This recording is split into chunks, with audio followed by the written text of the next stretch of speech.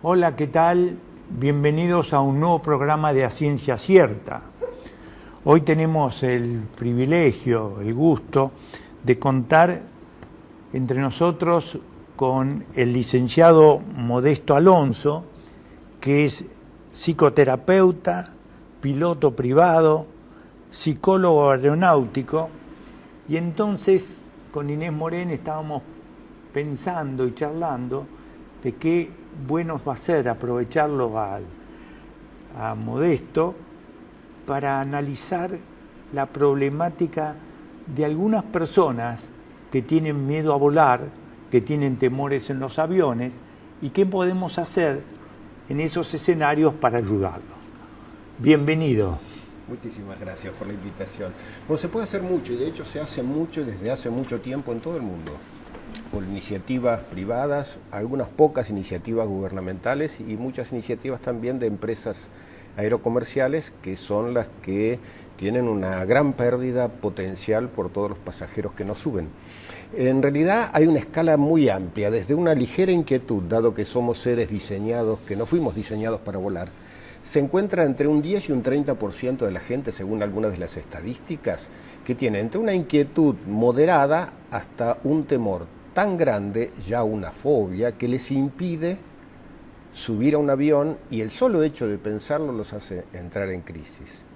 Esto varía muchísimo, se ve poco en los niños y en los adolescentes, al menos yo veo poco en tercera edad, y ya hace 15 años, un poco más que estoy en el tema, y dentro del pasaje normal de un avión hay una cantidad importante de gente que disimula su inquietud, pero va inquieta. Ahora, ¿por qué va inquieta o con angustia?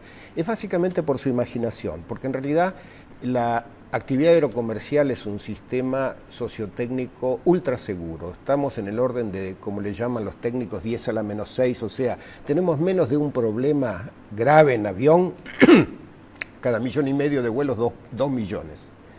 Es lo más seguro que hay. Sin embargo, no depende solo de eso, porque la gente lo sabe, entra a internet y lo busca los datos y los tiene, pero es lo que siente.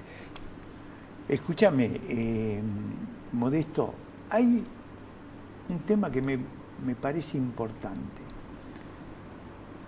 Vos decías que hay algunos que tienen inquietudes, nada más. Uh-huh.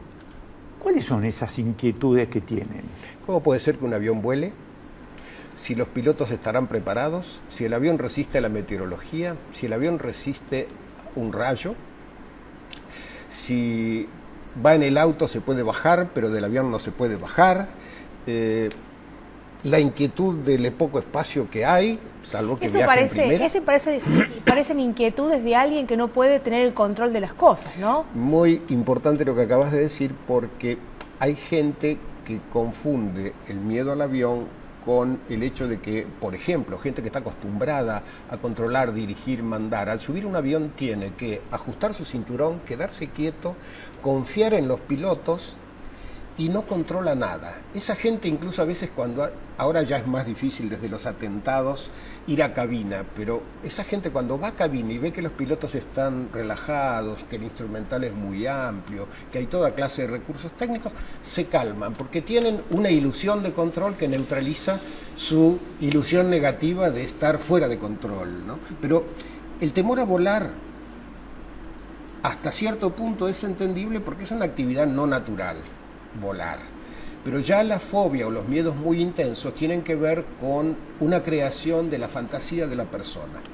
Cuando las personas tienen nada más que inquietudes, es decir, temores leves, ¿en qué se los puede ayudar? ¿Con medicación? ¿Con entrevistas con ustedes? ¿Qué es lo que más resultados da? El plan es integral. Primero uno hace un diagnóstico de la situación, qué tipo de miedo, qué historia tiene ese miedo y cómo se maneja esa persona con el miedo. Sobre ese diagnóstico uno hace un plan que incluye la información técnica, que sepa cómo es un avión, cómo se diseña, qué resiste, qué no resiste, cómo vuela, por qué vuela, que no es magia, no desafía ninguna ley de la física natural, al contrario, por el respeto absoluto. Yo capacito pilotos en los cursos de la UBA y del INMAE para prevenir accidentes. Y la capacitación es psicológica, es factores humanos no técnicos, que es cómo cooperar, cómo comunicarnos, cómo vincularnos. Entonces les explico todo eso, que es cómo funciona el sistema aeronáutico, cómo funciona la meteorología, y luego vamos a cómo funciona su propia psicología y su modo de crear y aprender a tener miedo y sostener ese miedo, de manera tal que vamos haciendo unas técnicas de relajación, técnicas de aprendizaje de cómo procesa el miedo, de lo que hace con ese miedo, de cómo sin quererlo lo estimula, y la cantidad de recursos que puede tener. Y además tenemos los recursos médicos, que obviamente siempre puede haber síntomas de ansiedad vinculados con problemas médicos que deben ser tratados. Perdón, y ahí la medicación, también los ansiolíticos tienen un lugar muy importante. Sí. ¿Cuántas sesiones habitualmente dan resultados? Eso es personal, pero entre 5 y 10 sesiones trabajamos con la gente y vuelan. No es magia, es un trabajo. Y lo que logramos, nuestro primer objetivo es que alguien que necesita volar por razones familiares, laborales o por placer, pueda volar. Y el objetivo mayor es que vuele con placer. Como contábamos que vos lo vivís, vos también y yo también. O sea, que puedan compartir este placer que nos da volar y tener una percepción de riesgo más ajustada a la realidad, porque como decíamos hoy, hay gente que va y viene a Pilar a 160 kilómetros por hora y no siente miedo, y sin embargo le da mucho temor subir a un avión, y en realidad está seguro cuando sube al avión. Las compañías de seguro aseguran que corremos más riesgos de accidentes o situaciones violentas en casa que arriba de un avión. Sí, yo estoy totalmente de acuerdo, tanto es así que te digo que muchas veces un trayecto en coche o en ómnibus o por tierra me da mucho más temores, navegar me da mucho más temores que volar. Yo creo que es una cosa así muy individual. En relación a los ansiolíticos, la persona va a volar, por ejemplo, a las 10 de la noche, y nunca tomó ansiolítico.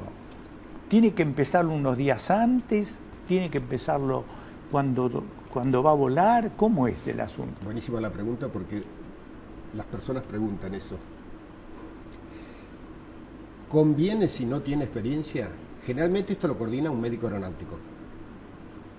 Conviene si no tiene experiencia, y eso es lo que vamos aprendiendo con los médicos. Nunca tomó ansiolíticos, que empiece a tomarlo una semana antes, en dosis muy suave, hasta conocer el efecto que hace y que sea controlado. De esa manera puede graduar. Que en las noches previas al vuelo tome para estar en esos días más tranquilo. Y el día previo al vuelo, ya conociendo el efecto que le hace, vaya regulando una dosis un poquito mayor. Incluso reforzando momentos antes del vuelo, a veces con ansiolíticos sublinguales de un efecto mucho más rápido, pero eso depende de la persona. Inés, ¿por qué no nos contás un poco de los distintos ansiolíticos? ¿Cuáles son los que habitualmente mejor se toleran? Porque yo tengo el concepto de que los ansiolíticos son muy persona dependiente. Hay unos que le cae bien el ribotril, al otro le cae bien el lexotanil, otros se sienten bien con el Valium. ¿Cómo es esto? Bueno, los ansiolíticos de nueva generación, lo que los diferencia básicamente es en el poder que tienen ansiógenos, en cortar, hacer ansiolisis, romper la ansiedad. Las drogas se dividen según cuánto duran en sangre. Por ejemplo, un alprazolam dura 40 horas en sangre, no toda la dosis del efecto, pero sí el clonazepam un poco menos, 30 horas. La realidad es lo que las dos drogas que le nombré, alprazolam o clonazepam, que son Alplax o Ribotril, los nombres comerciales más comunes, generalmente uno hace estas pruebas que decía Modesto, pequeñas dosis, días previos. Antes del embarque le sugerimos que tome una pequeña dosis, y cuando está en el avión, si tiene sensación de ansiedad, que las sensaciones de ansiedad son inquietud, boca seca, mano mojada, no saber cómo moverse, ganas de levantarse, le podemos sugerir que tome una dosis extra y que haga un proceso similar en el regreso o cuando tome el avión de regreso. siempre tenemos en cuenta, Modesto, la duración del vuelo. Claro. Porque si el vuelo es un vuelo muy corto, de 1 hora o 2 horas adentro del país, tal vez con la mínima dosis en el embarque alcance. Ahora, si es un vuelo de 12 horas o de 15 horas, tal vez haga falta hacer un refuerzo si ese paciente a las 6, 7 horas está con una situación de inquietud. Ahora, si la droga dura 30, 40 horas en uno, ¿no tiene efectos que le duran? No, lo que dura es la droga en sangre, pero el pico de efecto es inmediato. El alprazolam es un pico de efecto mucho más rápido que el clonazepam, y lo que uno quiere es pico de efecto, porque la ansiedad es tan intensa con liberación de catecolaminas, de adrenalina. ¿Cuánto tarda en...? El clonazepam, el efecto lo puede hacer a los 30 minutos, y el alprazolam ya a los 14 minutos ya puede tener efecto de sensación de liviandad, ¿verdad, Modesto? Sí. Es una sensación como que uno se Esa es la afloja. experiencia. ¿Y a vos cuál te gusta más ¿Para qué? para los pacientes? No, depende, lo que he visto también en la indicación que hacen los médicos es que depende del grado de compromiso corporal que hay en los síntomas de la ansiedad. Cuando hay compromiso corporal más intenso, veo que eligen más el clonazepam. Y cuando es más, como dice la gente, mental, el alprazolam. Pero ambos son útiles en caso de no tener ¿El uno. clonazepam cuál es? El más clonazepam es el Rivotril, un nombre comercial. En realidad lo que usamos, si el paciente ya tomó alguna vez alguna de las dos, usamos el que ya tomó, no le cambiamos la droga, eso es lo que solemos hacer. Y derivamos al médico especialista del equipo nosotros cuando no tiene su médico de cabecera que ya esté trabajando y haya trabajado ese tema, ¿no? El tema es tan importante que vamos a dedicarle la primera parte del segundo bloque, pero vamos a hacer una síntesis. El miedo a volar existe, según Modesto, se observa en un 15 a 30% de las personas.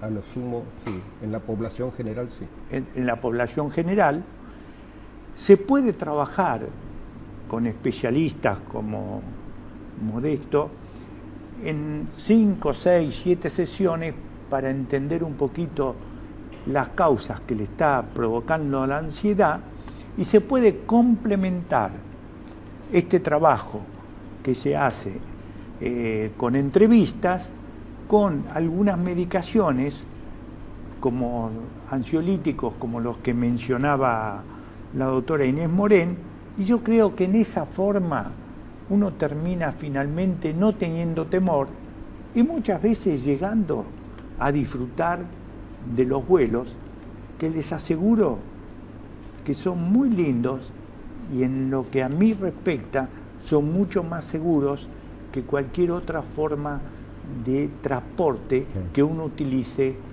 en esta tierra. En este segundo bloque de A Ciencia Cierta vamos a seguir en la primera parte con el tema del miedo a volar, y tenemos, como les decía, el privilegio de contar con el psicólogo, el psicoterapeuta Modesto Alonso, la doctora Inés Morén. Y entonces nos había quedado la idea de que un 15 a 30% de la población suele tener algún tipo de miedo, que se puede manejar con entrevistas, 5 o un poco más, y alguna medicación ansiolítica, y nos quedaba 2 o 3 preguntas que me gustaría que Inés se las hiciera, y después yo tengo una pregunta para cerrar este tema. Bueno. Modesto, hay personas que volaron un montón de veces, muy bien, con placer, y de pronto tienen miedo a volar. ¿Qué pasó ahí? Bien. Primero, el miedo a volar, y sobre todo si es suficientemente intenso como para impedir o obstaculizar sacar el pasaje y volar, es una creación personal. Esa creación personal depende de la estructura psicológica de alguien, de su experiencia de vida, de su historia. Hay gente que ha volado mucho y ha tenido, por ejemplo, vuelos en situaciones angustiantes vinculadas con cuestiones laborales, con cuestiones de salud familiar. Entonces, han tenido angustia que coincidió con el vuelo, como si hubiera quedado asociado. Entonces, volar ha quedado asociado a una angustia vivida por otros motivos. En otros momentos, la situación es traumáticas que pueden suceder alrededor son leídas por la persona como si aumentara la probabilidad de que le pase algo. Pero siempre es irracional, dado que sigue siendo el modo de transporte más seguro que existe, el aéreo comercial. Desde ese punto de vista hay un aprendizaje del miedo. Eso es lo que le da a la persona la posibilidad de desaprender con las técnicas adecuadas, de que vea cómo aprendió a creer ciertas cosas, a hacerse cargo de eso que cree como si fuera cierto, a reaccionar en consecuencia. Por lo tanto, desde un punto de vista interno, tiene razón en ponerse mal, porque está reaccionando ante lo que cree que es.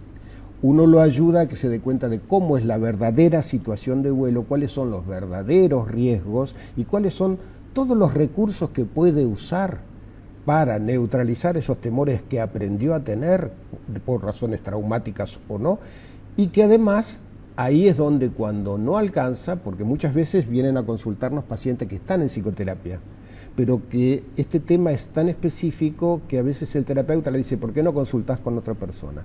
Trabajamos en paralelo y en coordinación con el terapeuta, y ahí entra el tema que el doctor Stambulian planteaba de los ansiolíticos, que respetamos el esquema de ansiolíticos si es que el paciente ya lo viene tomando por ese motivo u otro, y hacemos una coordinación para buscar la combinatoria que, de acuerdo a los perfiles farmacológicos que mencionaba recién, es la mejor para este paciente en particular. Porque, como decía el doctor, a veces hay reacciones paradojales en los psicofármacos.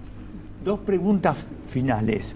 Una es que hay personas que suben al avión y no duermen nunca, y toman un hipnótico y no les hace efecto, mientras otros suben al avión y se duermen rápidamente. Esa es una pregunta. Y la segunda es, cuando el avión se mueve, ¿no es cierto?, hay personas que sufren mucho, y otras personas, como en el caso mío, yo creo que es una hamaca que va y viene, porque son situaciones que no me dan ninguna inseguridad. ¿Qué nos podés decir de estas dos cosas? Bueno, de la primera es que depende del tipo de intensidad de ansiedad que tenga la persona. El hipnótico a veces no le hace efecto porque no tiene un efecto tan ansiolítico, la doctora nos puede contar mejor, y entonces su exceso de alerta le impide dormir, porque en su fantasía, si está despierto, controla. Por lo tanto, a veces está más indicado un ansiolítico que un hipnótico. Mientras que la persona que disfruta y confía en el vuelo, una vez que está fantaseando con lo que va a tener cuando llegue a donde con tantas ansias va, se duerme, porque está seguro, porque está tranquilo. Y en cuanto a la turbulencia, es la vedette, es el bestseller de los miedos al avión. ¿Por qué? Pensemos el hombre primitivo, preparado para caminar. Si se mueve el terreno, quiere decir que o se está cayendo o hay un terremoto. O sea, nuestro cerebro codifica así, que nuestra corteza, por decirlo así, nos pueda decir: no, quédate tranquilo, esto es una aceleración vertical o lateral típica de un avión en vuelo, pero para nuestro cuerpo no, es un peligro. Entonces, uno puede tomar ese peligro en un sentido infantil lúdico o adulto lúdico, como si fuera una hamaca, o ir con un jeep en un camino de tierra, o puede tomarlo como con certeza absoluta que este es el momento en el que el avión se desintegra en el aire y se cae. Lo cual no sucede porque el avión es flexible, uno puede ver las alas cuando hay viento y turbulencia, que está tan bien diseñado que justamente es flexible para no romperse, y está preparado para eso. Tolera un rayo, tolera una tormenta, pero la turbulencia nos ataca en lo principal, que es la necesidad de control y seguridad. Muy bien, muchas gracias, Modesto, como siempre. Nos has sido muy claro, muy preciso, y creo que a mucha gente le va a ayudar las reflexiones y comentarios que realizaste y realizamos, y te esperamos en otro momento. Bueno, muchas gracias por la invitación, y sí, que la gente se convenza de que el avión es algo que les posibilita experiencias muy importantes para su vida. Que viajen con confianza. Muchas gracias. Inés, teníamos hoy también que hablar, porque se nos vino a la primavera, sobre la exposición solar y los problemas, los mitos y verdades que existen en relación a cuándo tomar sol, si los chicos, si los grandes, y los protectores solares sirven o no. Sí, vamos a comentar algunas recomendaciones que son universales, que es entre las 10 de la mañana y las 4 de la tarde, en primavera y verano, no exponernos al sol en forma directa, es la hora en que los rayos solares inciden más directamente sobre la piel y lo que provocan en la piel al penetrar es daño cutáneo, envejecimiento que acelera el envejecimiento cutáneo propio de la edad. Los niños menores de 1 año no deben exponerse al sol bajo ningún concepto. La idea es que no vayan a la playa, que no vayan a lugares aireados, que estén siempre con sombrero y que estén siempre con ropa clara, con las piernas protegidas y con los brazos protegidos. Menores de 1 año sin exposición solar. Menores de 1 año sin sol. De 10 a 4... tratar de no tomar sol. Exactamente, y si nos vamos a exponer al sol en cualquier horario del día, en época de primavera y verano, usar protectores solares. Los protectores solares tenemos que saber que hay lugares que son en los adultos más vulnerables, que son todo lo que es la piel de la cara, la piel de los párpados en particular y la piel del escote, que tiene la misma característica cutánea que la piel de los párpados, o sea, es muy débil. ¿Por qué es importante proteger con protectores solares todo el cuerpo, incluso las áreas que tiene traje de baño? O sea, yo me tengo que poner el protector antes del traje de baño, ponerme el traje de baño y esperar 30 minutos que se activa el protector. Si yo pongo el protector en la playa, me estoy quemando 30 minutos hasta que hace efecto el protector solar. Entonces, yo tengo chicos o soy un adulto, me lo pongo antes de salir y cuando tardo esa media hora en llegar, en organizar las cosas, ya tengo activado el protector, si no estoy 30 minutos sin protección solar. La protección solar ideal es aquella que impide la penetración lo más posible de los rayos, es la protección 50. No existe ni 70, ni 80, ni 90, ni 100. La pantalla máxima es 50. ¿Y cuánto tiempo dura la protección solar? Si uno está expuesto al agua en forma intensa, 2 horas o menos. Ahora, si yo estoy en la playa, entro y salgo del agua, 3 horas, hay que renovarlo. ¿Por qué hay que renovarlo? Porque no vamos a sentir que nos quema, pero ya empieza a perder la protección, hay que ponerse en todo el cuerpo. Las mujeres tienen que saber que el dorso de las manos tiene el mismo tipo de piel que el escote. Si la mujer no se protege el dorso de las manos y toma sol desde los 18 a los 38 años, a los 40 va a tener manchas solares en la piel que son manchas de envejecimiento cutáneo. Muy bien, escuchame una cosa. Uno, a pesar de todas estas recomendaciones, fue y se quemó. Sí. Y viste que hay muchas veces muchas molestias y dolor. ¿Qué se recomienda médicamente en esos casos de quemaduras solares? Bueno, si una persona estuvo al sol y está todo colorado, la cara, el tronco, adelante, atrás y las piernas, la recomendación inicial es tomar un antiinflamatorio, que si no es alérgico puede ser ibuprofeno o paracetamol, y que consulte a una guardia médica. Porque muchas veces esas quemaduras que parece que me puse colorado, nada más empieza a hacer ampollas y es una quemadura mayor a una quemadura solar y tiene que tener otro tipo de tratamiento. Si lo que tiene es estar colorado en las zonas donde, por ejemplo, no estaba la ropa cubriendo el cuerpo, toma el ibuprofeno, se puede poner cremas que tengan aloe vera o la planta de aloe vera con la baba, que lo que hace es aportar agua y vitamina A a la piel para calmar el dolor. Aloe vera. Hay que evitar las compresas caseras, que a veces es común que se hagan, por ejemplo, agarrar aspirina, disolverla en agua y apoyar el paño con aspirina en la piel, porque eso es muy irritante, la piel está rota, está lastimada y si yo le pongo un irritante lo que logro es irritarla más, nada más.